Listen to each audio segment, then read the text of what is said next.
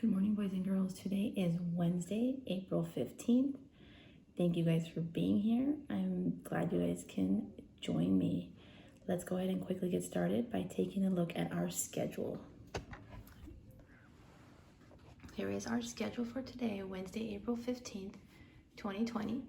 We are going to continue with our Unit 9, reading about buyers and sellers, and reading a little story called Fresh from the Market. Number 2, we'll go into some math. Okay? We'll look at yesterday's work and then continue today with making picture graphs. Number 3, our social studies lesson. We'll continue with lesson 1, reading about families. Number 4, we will go on to science, talking about how plants are different.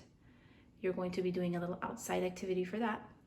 And then number 5, we will be doing some PE today, and we are going to focus on our 5 senses. All right, so let's go ahead and get started. Again, guys, just a little quick reminder, I am using this schedule here, this little plan. I had a message yesterday from a student telling me, Mrs. Lopez, I don't have those papers. If you don't have them, that's okay, because I'm using a plan here, the schedule. You don't have to have these papers, but you do have these books, okay? Because these are the books that we sent home, and you can just follow along with me, and you'll know exactly what I'm doing, okay? And I can see what I can do about getting you guys this schedule here, this one here, all right? So let's go ahead and get started. Just a really quick reminder, these are the books that I am going to be using today. This is our book on buyers and sellers, our Unit 9. We will be using our math book, volume 2, our My World Social Studies book. And I also told you guys yesterday that if you have like a little notebook here, or even if it's just loose pieces of paper, you can do that. I have a little composition book here, and this is where I'm just doing all of my little notes. Like yesterday, I did my flow map here. And then yesterday, if you guys remember, we did our science here, where we wrote about the different types of roses. And then today we'll continue here with our science. All right. And again, if you don't have a notebook like this, you can just use some pieces of paper at home, some like lined paper if you have some. All right, so let's go ahead and get started with our Unit 9 on buyers and sellers. All right, and today I am on page 6, right? And this story is titled Fresh from the Market. All right. Make sure you have a pencil ready. I have my pencil, I have my highlighter. I'm sorry, not a pencil, guys. I have a pen and I have my highlighter. All right. As we read today, guys, I want you guys to focus on, we're going to be looking for 2 things. We are going to be looking for compound words and possessives, all right? Some of you guys might have forgotten what those are. So before I do my reading, let's do a really quick little review over here in my book, all right? And you don't have to do this part on your paper. I just want you guys to see, this is just a quick little review. Remember that a compound word, let me write that down.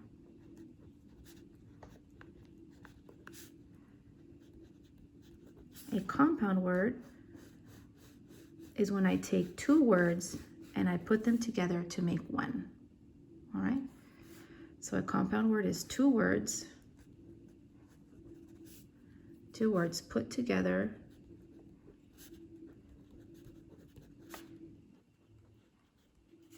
to make one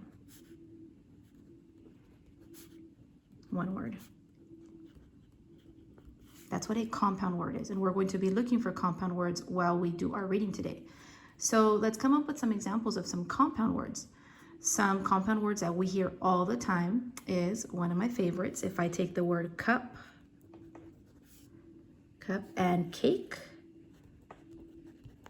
those are 2 separate words. I have the word cup and cake, and I put them together. That makes the word cupcake. Now, that's a compound word. Again, 2 words put together to make one word. Another compound word is basket. That's one word. And ball. Again, two separate words, basket and ball. When I put them together, I made one word, and my new word is basketball. There it is, compound words. And one more example, and I'll do it over here on this side. If I have the word rain, rain is one word, and coat. All right, those are two separate words, rain and coat, and when I put them together, I have my word raincoat. Raincoat. Again, those are our compound words. We will be looking for these kind of words in our story today, all right? Another kind of word that you're going to be looking for today while we read is, are possessives.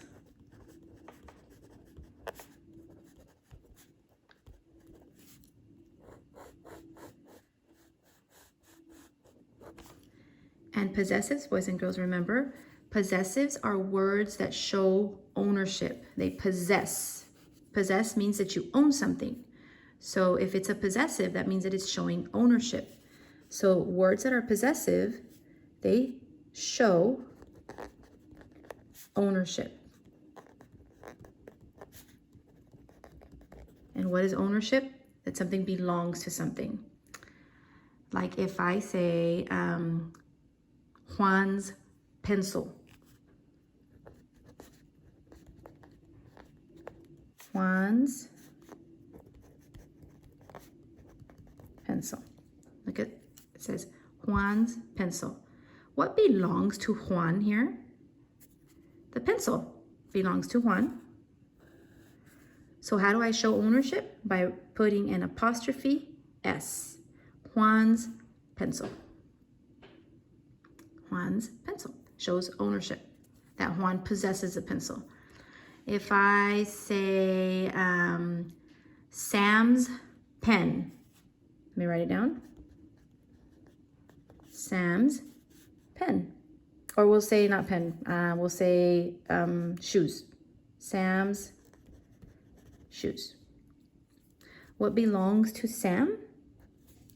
The shoes do. And I show that by writing down the apostrophe S.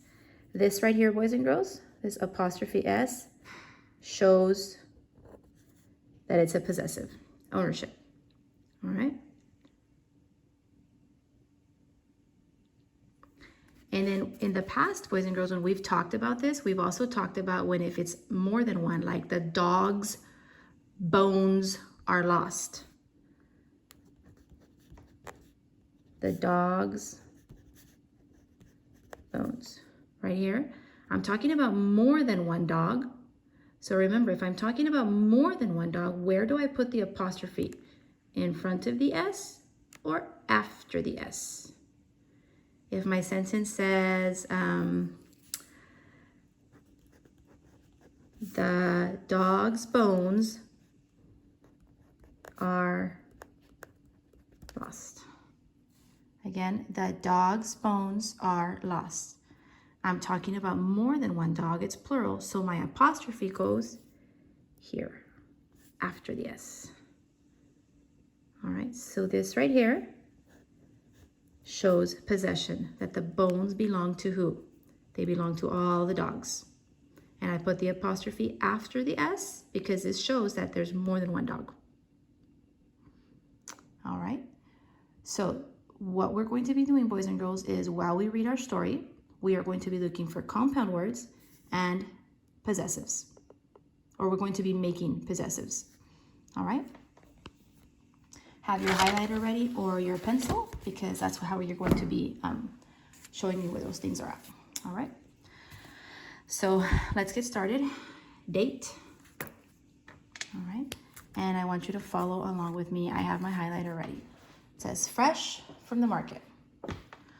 Shoppers stroll between stands of fruits and vegetables. A farmer weighs a bag of potatoes. A woman looks for a tomato.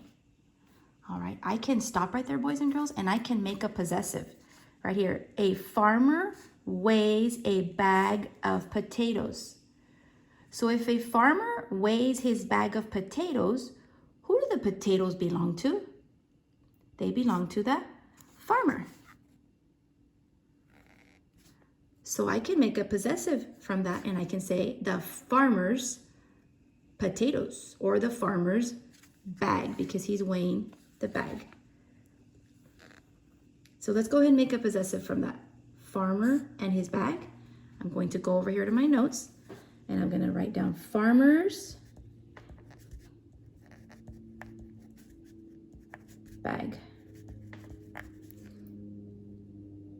And there you go. What belongs to the farmer? His bag. The farmer's bag.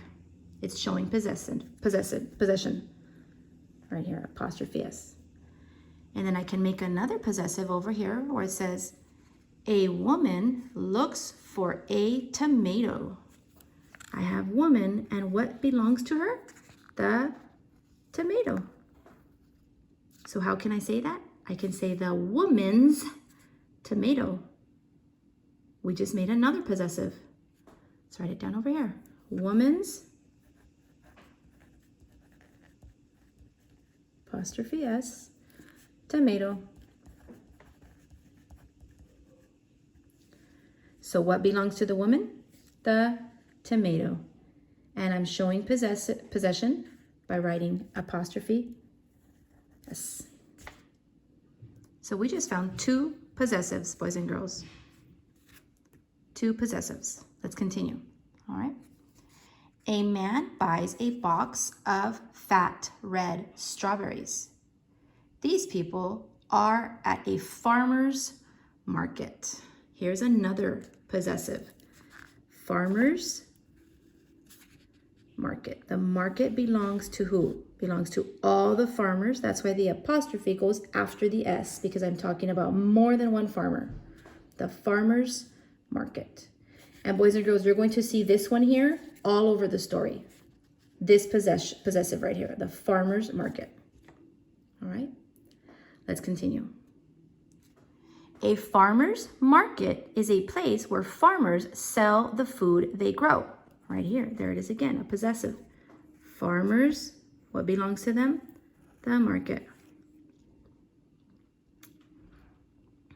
People can buy things they need at a farmer's market. Some markets also sell baked goods, handmade crafts, spices, and fresh flowers. I found another possessive right here, farmer's market. The market belongs to the farmers. And I also found a compound word, guys. What is it? Here it is, handmade. I have two words. My words are hand and made, and I put them together to make the word handmade. There it is. Next page, paragraph 3. Farmers markets take place in towns and cities across the country. Possessive. They take place all around the world. At a farmer's market, farmers have their own stand. Again, showing possession. The market belongs to the farmers. They display and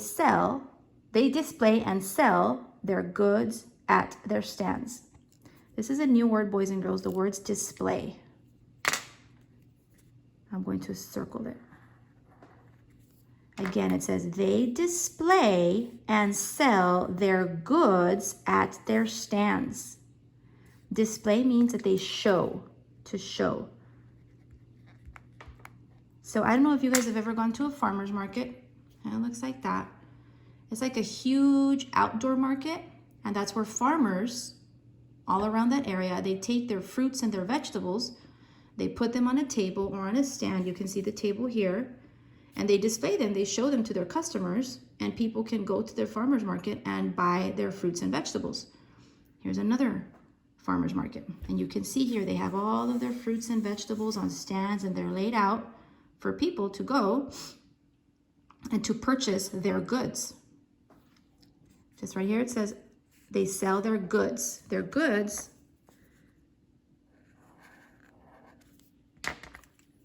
are their fruits and their veggies that they sell. At some farmers markets, you can also find like jewelry and stuff that people make, stuff that's handmade. Sometimes you can even find baked goods. You can find fresh flowers. You can find all kinds of good, delicious stuff at a farmer's market, guys. All right, so again, they display and sell their goods at their stands. Paragraph 4. In places such as California or Florida, the weather is warm all year. Some farmers markets are open year-round. Possessive right here. The farmers markets are open year-round. I want you guys to highlight that or circle that word with me, year-round. That means that the farmers markets are open all year. So whenever you hear the word year-round, boys and girls, it means all year. In places where winters are cold, many markets close during winter months. Others move indoors. Indoors. Do you guys know what indoors means? Indoors means inside. So in the areas in different states where it's cold during the winter, where it's really, really cold, they move the farmers markets inside, maybe like in a huge building or a factory or something. All right. But here, like here in California, boys and girls, we pretty much have farmers markets all year round. I know sometimes we get up in the morning and we go to them. They're pretty exciting to go to one. All right. Go ahead and turn the page. Paragraph 5. Today, people can buy just about any food they want. Special cooled trucks carry food from one state to another. People get their freshest fruits and vegetables from nearby farms. At a farmer's market, what is fresh depends on the climate. It depends on the season too. Here's another possessive, farmer's market. So boys and girls, I just learned here that trucks, special cooled trucks, carry food from one state to another. So if we don't have a certain type of a vegetable or a fruit here in California, even though that fruit or vegetable isn't grown here, I can probably get it because of these special trucks that will carry that fruit from one state to another. Okay, so special trucks can help bring certain vegetables to our city. Let's write that down. Special trucks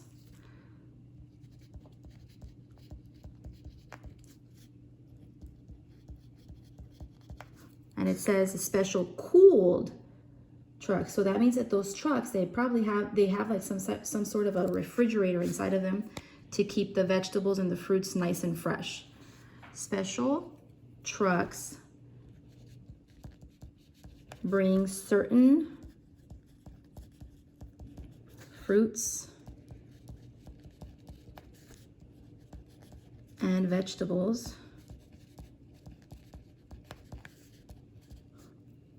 to our area.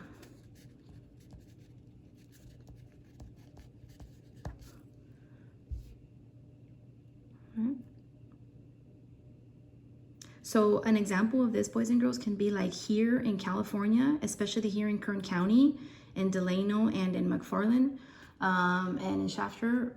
During the summertime, those areas, they grow a lot of grapes.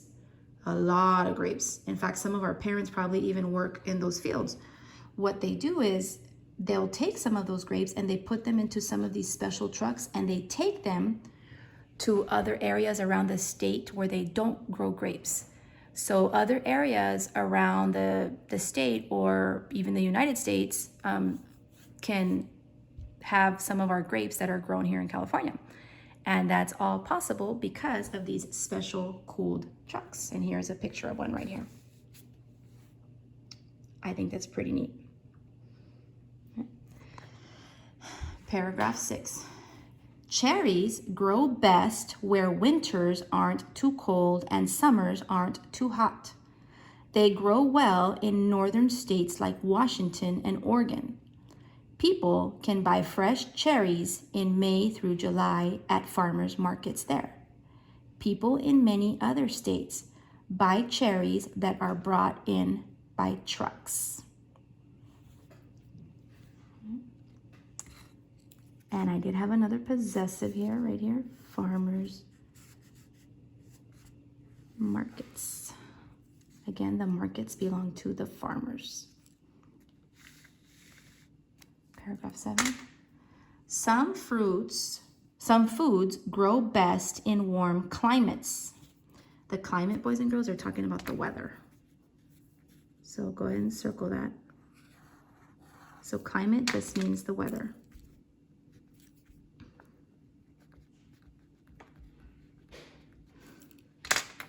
Some grow best in mild climates. Today, it doesn't matter where people live. People can still get the foods they want, but they can get the freshest food at a farmer's market.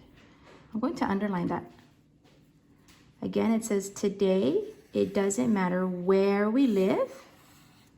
People can still get the foods they want. So how do people still get the foods that we want, boys and girls? Because of that special truck that takes the food or the vegetables from place to place.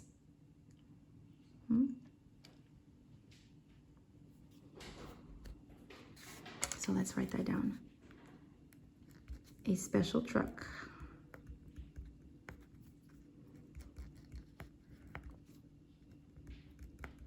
Helps with getting the foods we want.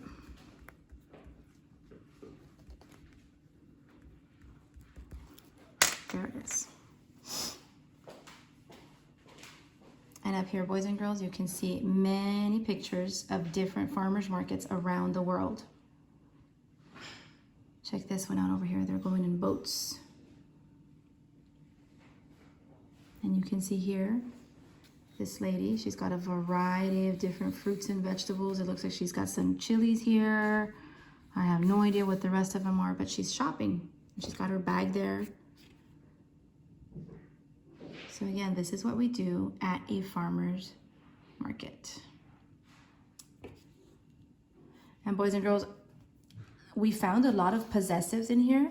What I really did not find were compound words. If you can, and if you found some that Mrs. Lopez missed, you can go back and highlight them. The only one I found was handmade. If you found some other compound words, you may go back and highlight them, okay? Let's go ahead and continue. Let's go on with our math lesson.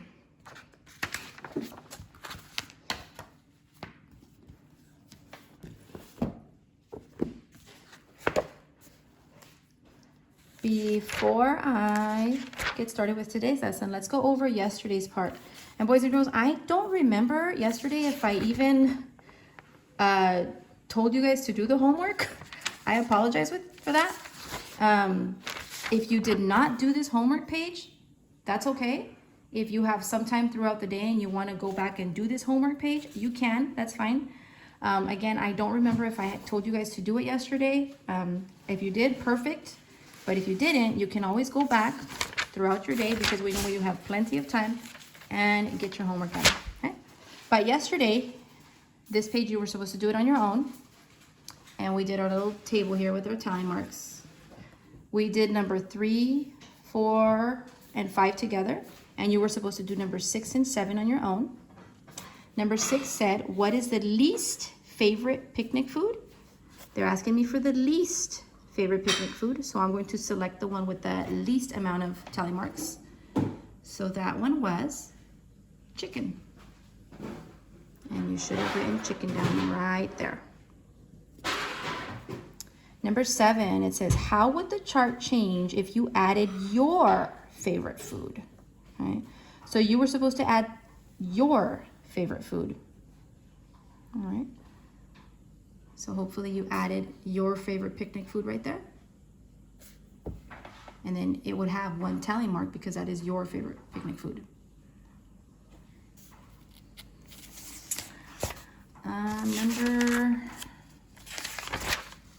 Number 8. And I did read the question to you guys yesterday. It said, Claire took a survey of favorite snacks. She marked 6 tallies for vegetables, 4 tallies for nuts, and 8 tallies for fruit. How many friends did she survey? So again, remember from yesterday, I told you guys that a survey is when you ask people questions. So if it's asking us how many friends did she survey, it basically wants to know is how many friends did she ask. So right here, vegetables was 6. So I have my 6 tally marks there. Nuts was 4. There are my 4 tally marks. And fruit was 8. There they are. So if I count all of those tally marks together, I should have 18 because she surveyed 18 friends. And number 9, it says, students took a survey for fun Friday activities. 7 students want a picnic. 5 students want to go to the zoo. 8 students want to watch a movie. Which chart shows these results? Circle the correct chart. Okay. The correct chart was this one. All right. And then the second part says, how many students were surveyed? If I go to this chart and I count all the tally marks, you should get 20 because there was 20 students surveyed. All right. Let's go ahead and go on to today's lesson. Today, you are going to be making picture graphs. Go ahead and put the date. All right. And it says make picture graphs. And boys and girls, on picture graphs, that's exactly what you do. You draw pictures. Okay. Out of all the different types of graphs, I think that students like this one the most because they get to draw pictures. All right. So let's go ahead and do this one together. All right.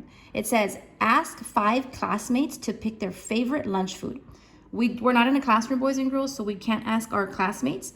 So let's just go ahead and follow along with me. Mrs. Lopez is just gonna make up some numbers. And we're only doing this for 5 people, okay? So sandwiches, let's say that 2 people like sandwiches. So draw your sandwich. 1, 2, there's my sandwich.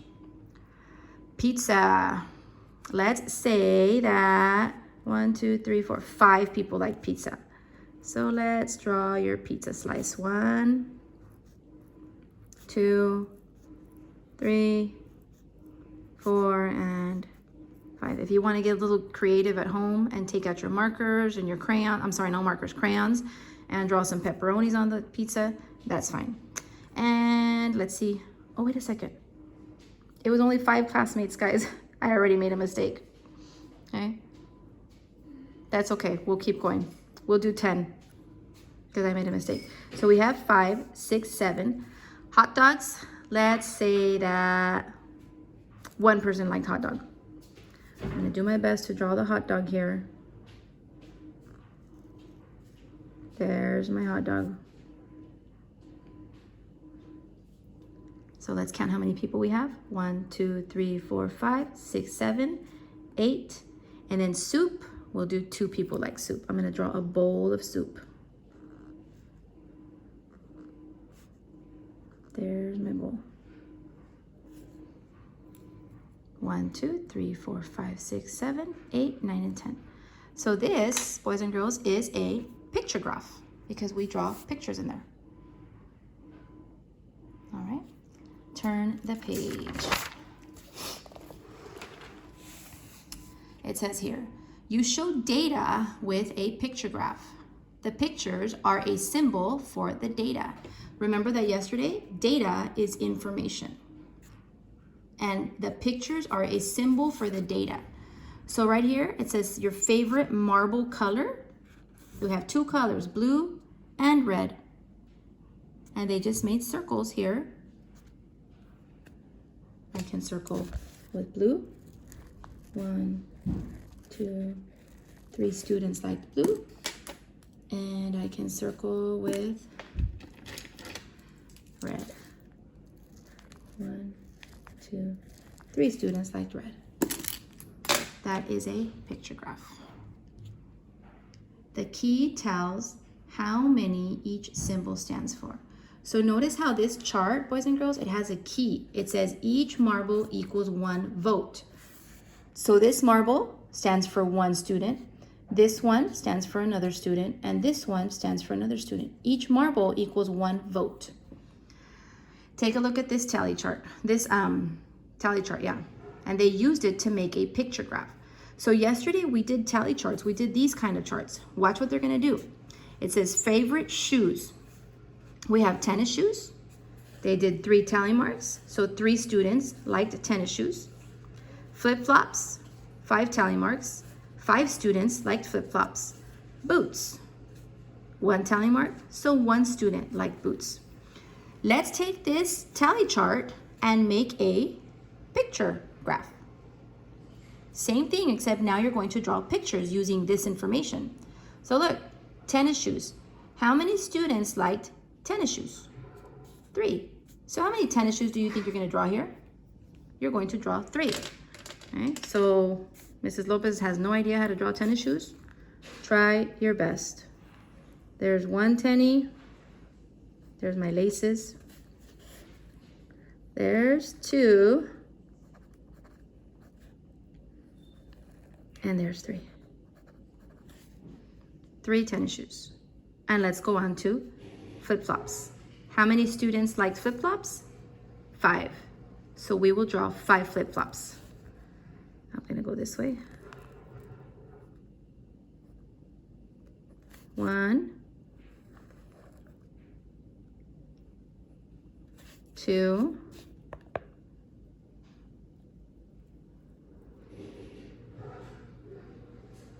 3,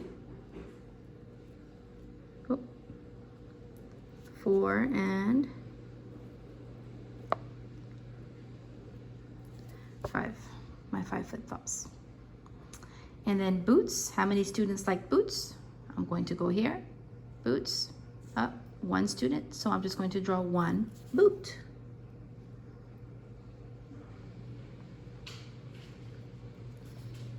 There it is, boys and girls. We took this tally chart and we turned it into a picture graph. There it is. Number 2. All right, it says use each tally chart to make a picture graph. You are doing the same thing here. Look at the tally chart. How many students liked milk? We have 3. How many students liked apple juice? 2. How many students liked water? 4. And how many students like lemonade? 4. Let's take this information in our tally chart here and make it into a picture graph. So first thing was milk. We have 3 students that like milk. So draw your little milk carton right here.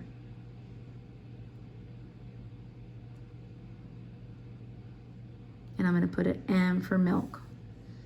Looks like a house, but that's okay.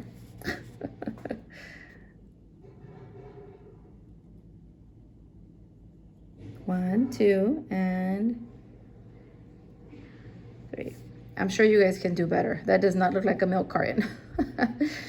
Next one, apple juice. How many students liked apple juice? We have 2 students who liked apple juice. I think Mrs. Lopez can do this one. Let's see. It has like a little, and there's a straw, apple juice. There's 1,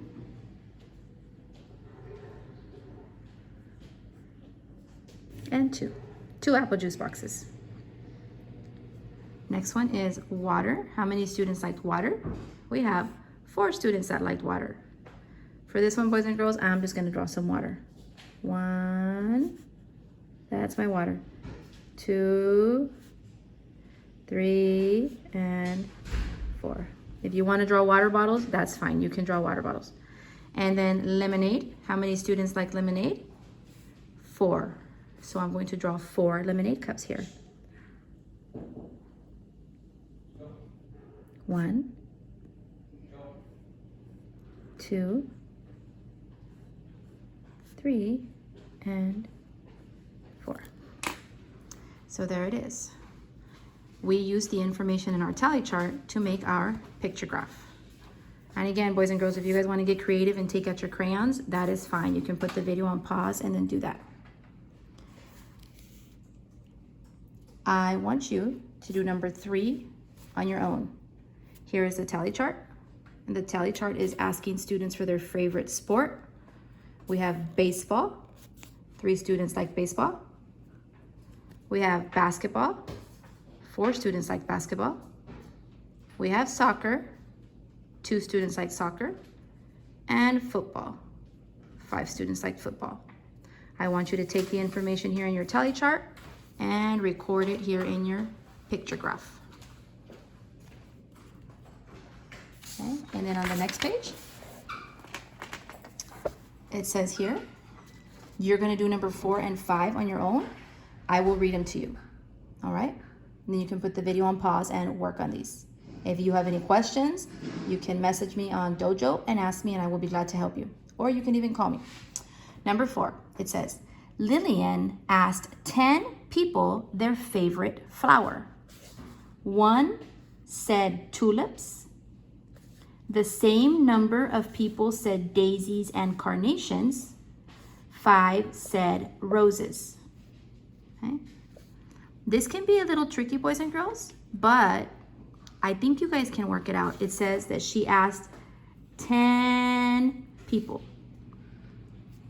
10 people. It told you that one person said tulips. So how many tulips are you going to draw? You'll draw 1. And then it says the same number of people said daisies and carnations. You don't know the number, boys and girls. It just says the same number. Okay? Same chose daisies and carnations. And then over here it says 5 said roses.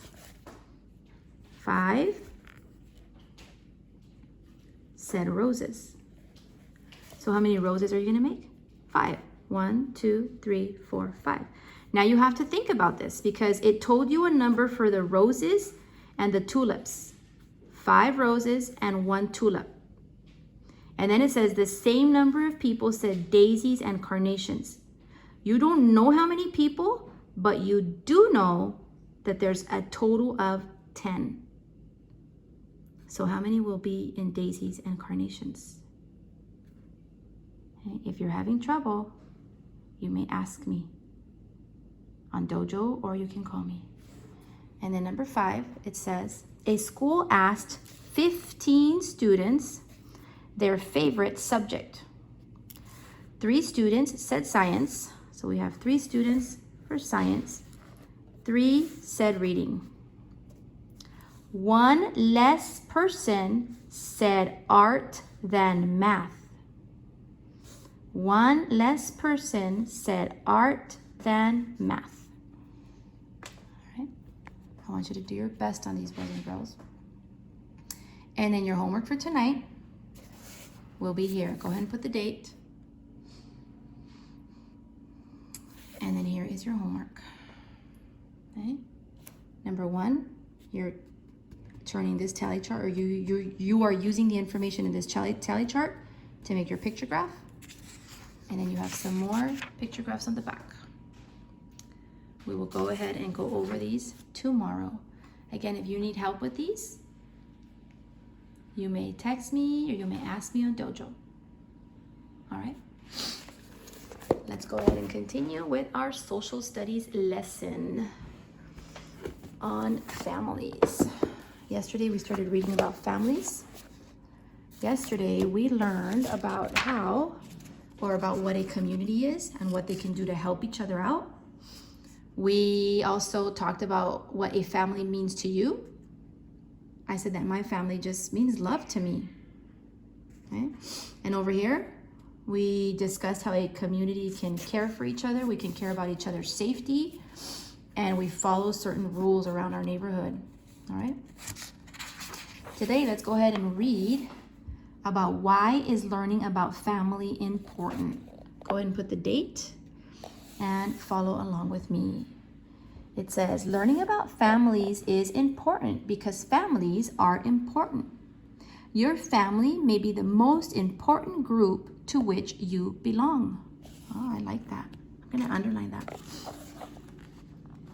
Your family, boys and girls, is the most important group you belong to. Okay. Your family helped you take your first steps. They taught you how to walk and talk. Who teaches you right from wrong? Your family. They teach you to treat others with respect. What is respect? Look over here. Being kind and fair to others. We learned that, boys and girls, from our family. Again, they teach you to treat others with respect. People in your family help meet everyone's needs. Older members work to make money so that you have food to eat and clothing to wear. They make money so you have a home.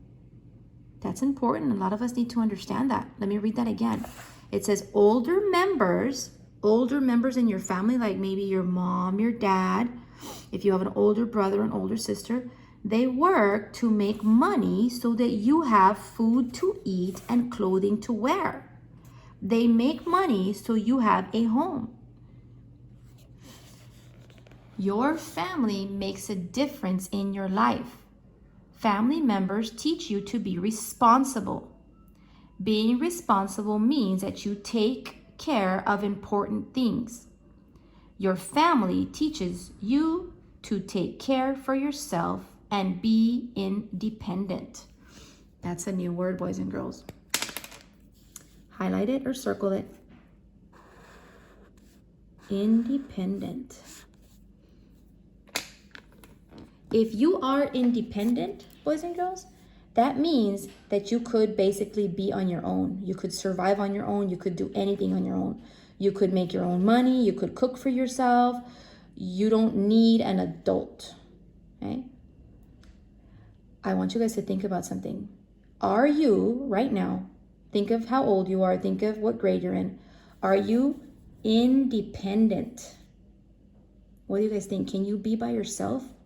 Can you make your own money? Can you maybe you can feed yourself.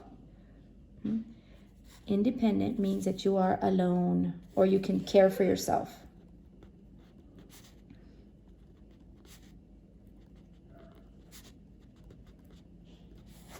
Right now, boys and girls, you guys are not independent. You guys are dependent because you depend on your parents. As you grow older, you will learn to be more independent. And who do you think teaches you to be independent? Your family teaches you to be independent, all right? So your family is very, very important. It says right here, number 3, look at the pictures. Circle skills that families teach children. Let's look at the skills like things that you can do. What does your family teach you to do? Look at this picture. Mom, and let's circle it because mom, what is she teaching this little boy? She's teaching him how to fold clothes. That's a skill that you learn from your family. And then look over here at this picture, boys and girls. What is mom teaching her? Mom is teaching her how to cook. Again, those are skills that you learn at home from your family. Tomorrow we will go ahead and look at this reading check here. It's lesson 1. All right.